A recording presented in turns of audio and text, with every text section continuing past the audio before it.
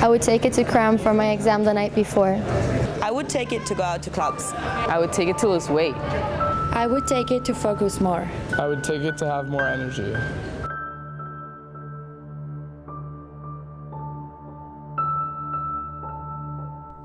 It's been called brain candy, brain steroids, library skittles, and students can't seem to get enough. The magic pill that endures sleepless nights, writes term papers, conquers exams, and makes mom and dad proud. Adderall is a prescription medication that contains a combination of two powerful stimulant drugs, dextroamphetamine and amphetamines. And it acts in the brain to increase dopamine. That's the main action, which is kind of a neurotransmitter in the brain that we use for alertness. During the span of a semester, we interviewed several students, doctors, and professors to investigate the ever-increasing presence of Adderall across campuses. I've noticed that I do need it when I'm not on it. I'm not able to focus as well. I don't retain as much information. And then when I am on it, it's literally, I'm like a totally different person when it comes to retaining information. Typical day with Adderall, I actually do get all of my work done. I know that it's having some effect on my heart rate and stuff. So I'm like, you're gonna do this to your body, you might as well study. So it forces me, that's what forces me to study. Adderall is a medication that should be given to individuals who have been diagnosed by a psychiatrist that they suffer from a disorder known as attention deficit disorder. In children, it's usually very obvious because there's usually a hyperactivity component to it. Whereas in adulthood, you usually just have the attention problems, the distractibility problems, and what we call executive functioning problems. So not being able to plan ahead for things, not being able to organize things, break large projects down into smaller things, use your time wisely, and to obviously the focus and the attention is still a problem. According to a recent Harvard study, less than 5% of adults in the United States experience symptoms of ADD. But what does it take to be properly diagnosed? The diagnosis of ADHD, it's a very complex process and actually requires a full battery of assessments that can take up to 5-6 hours for us to be able to accurately diagnose attention deficit hyperactivity disorder. The age range that stimulants are usually prescribed for depends on when ADHD is diagnosed. Typically, we want to encourage students to make sure that they seek a medical or psychological evaluation to see if there is indeed a genuine mental health concern. Before the prescription is written, a comprehensive analysis should be held. During this evaluation, a clinical professional asks questions about the individual's habits and lifestyles. So we would ask questions like, is it difficult for you to pay attention in class? Do you feel like you're daydreaming, or the whole class could go by and you remember very little of what was said? So that's sort of the attention problems, or the hyperactivity where you find it difficult to sit in your chair, you want to blurt out answers without being called on, and sort of impulsive types of behavior. Natalie Scott and William Reed are both college students who have been diagnosed with ADD. William was originally prescribed Concerta, a less potent alternative to Adderall. I told the psychiatrist my history with the Concerta, and I told her how it made me feel. She recommended Adderall. Adderall would make me feel more alert and more aware of what's going on, and I'd be able to retain more information by actively working towards trying to retain information as opposed to letting the drug do the work for me. I didn't go to the psychiatrist for Adderall. I went to the psychiatrist for extended time because I never, ever finished tests on time. The conclusion they arrived at is that the reason I take so long is because of ADD. So they gave me the extended time, but for homework, I guess the Adderall was the solution. I take it at 8 o'clock in the morning with my coffee, and then I'm just literally very goal-oriented that entire day. As opposed to when I don't have it, I forget things, I'm just totally everywhere. I don't really think that my ADD shows socially, if I even actually have ADD, except I forget everything. For example, is like always locking my car with the keys inside. I used to do it like monthly. I think this is the first time in my life that I've been organized ever since I got my iPhone because I literally write everything down. Like before you lock your car, make sure your keys are in your hand. Like I write stuff like that, like everything. While Natalie and William have both suffered from ADD symptoms for years, faking the symptoms seem to be a growing trend as students attempt to gain access to the medication. There's definitely, it's been on the news more increasingly. There's more of awareness of ADHD and also of abuse of things like Adderall and Ritalin. So people hear about it, they're like, oh, there's medications that can help me study. So people very frequently have come in and kind of memorized the symptoms of ADHD. And so if you ask them, and across the board, it's yes, yes, yes, yes, I can't sit still, yes, I daydream in class, yes, I can't focus on tests, that becomes a little suspicious. With students faking the symptoms of a serious disorder, one must ask, what do they have to gain? And is it really effective? People with normal functioning brains might use this to help them as a study aid because it increases their focus, their attention. They can sit down for an extended period of time and study. But brain chemistry is known to be unique to every individual, and so boosting dopamine in the brain can cause inconsistent results and reactions. I'll be like, oh, here we go. Day starting, heart's racing, gotta get out of bed. I kind of, expected a lot out of it. Like, if I'm doing this, I'm immediately gonna have an A in my class, which obviously isn't true. You still have to do the work and stuff. And a lot of the times, I would neglect my work and obsessively clean my apartment or decide to do all my laundry or update my Twitter incessantly instead of doing the work. I guess if you don't have a purpose, when you do take Adderall, such as studying, you just wander off and just focus on something else for hours. Anybody ever talks about and how nobody can function without it, how it's so much easier to do homework with it. First time I took it, very worried. Like I said, I actually felt horrible. I was like, I never want to take this again. It was just stress and paranoia making me feel very anxious. I took it that one time because I was desperate and my friends told me that it would really help me. It was really good and I was also a little bit curious. And I remember that I didn't eat, I didn't do anything, I just sat straight and studied for 12 hours straight. I have trouble sleeping the first few nights because my body had to get used to it. My friend, when he was on Adderall, his pupils were dilated and he was very focused and wide awake. He would continue on a conversation that really meant nothing, but he'd want to talk about it for about 25, 30 minutes when it's usually only a 5-minute conversation. One of the most common side effects of Adderall is suppressed appetite, a factor that troubles many, but it can also encourage those seeking ways to lose weight. When I take it, I do lose my appetite and it's worrisome. Stimulants were developed was to help people lose weight. They are effective as short-term appetite suppressants, and by short-term I mean less than 10 days. They're effective for about a week to 2 weeks to help you keep weight off. I can eat with it, but I have to kind of force myself to eat. If anybody makes use of a particular medication for things like losing weight, my concern will be that that's probably a symptom, that's the reflection of a larger problem that individual may be dealing with and trying to cope with. It may be an issue of self-image, maybe not having a positive self-image, and so weight, body image becomes a greater concern for that individual. It's similar to using cocaine to suppress your appetite. It's setting you up for a long-term addiction. I won't eat all day, which is what I used to do at the beginning with it. But then I've learned, taking nutrition classes and things like that, I'll force myself to eat something. With Adderall, I can feel myself getting hungry, but I have no desire to eat, so I'll usually eat fruit or something really small, like a piece of bread maybe, and I'll always have coffee. It's so hard to eat on Adderall. Though coffee alone is readily consumed by Americans to obtain many of the same effects as Adderall, doctors warn that combining the two stimulants is risky business.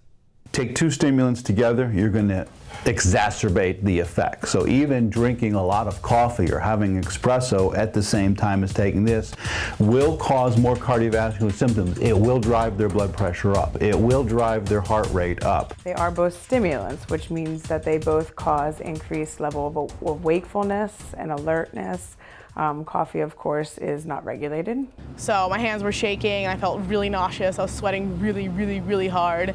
And I almost couldn't focus because I was so jittery. They will start feeling some somatic symptoms. They may get nauseous in their stomach. They may start sweating a lot from overstimulation. So they'll become jittery, their blood pressure will go up, their heart rate will go up, they'll be sweating. I've seen several stimulant-induced mood disorders and even psychotic disorders. My heart rate is just too out of control.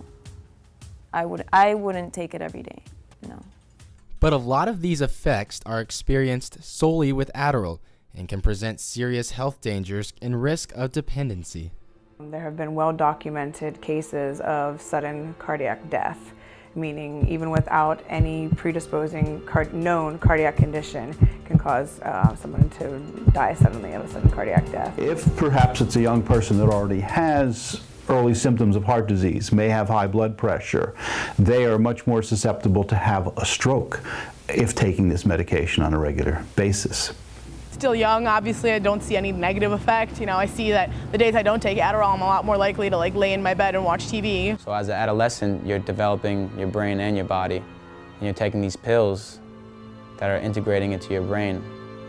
So you really don't know the long-term effects in 10 years. When our generation decides the power of their own minds just isn't enough, we must ask, what are the driving factors leading American students to take these seemingly extreme measures? My mom is the person that most thinks I have ADD. She's the one that pushed me to get the Adderall. She doesn't know.